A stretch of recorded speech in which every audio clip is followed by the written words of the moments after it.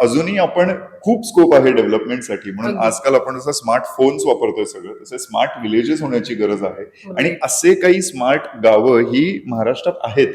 हम्म. आणि हे लोकांपर्यंत पोहोचलेलं नाही की असं आपण करू शकतो. आपण सगळे जर तरुण वर्ग जो आहे तो आपापल्या गावासाठी जर आपण स्मार्ट विलेज करण्याचा प्रयत्न केला, स्मार्ट विलेजेस म्हणतो आपण, गावांचं शहरीकरण करण्याच्या बाबतीत नाहीये, अगदी. पण हे जर केलं तर खूप एकंदरीतच शहरावरचा भार पण कमी होईल आणि एकंदरीतच आपलं गाव समृद्ध झाल्यामुळे आपलं राज्य समृद्ध होईल आणि देशही समृद्ध होईल. सो हा थॉट एकंदरीत येतोय. पण आता हे सांगत असतानाच असं वाटू शकतं की अच्छा खूप सोशल टॉक्स आणि ह्याच्यावरती आहे. तर या गोष्टी जर आपण म्हणतो तरुण वर्गापर्यंत पोहोचवायच्या तर त्या पोहोचवताना खूप एंटरटेनिंग पद्धतीने पोहोचवल्या.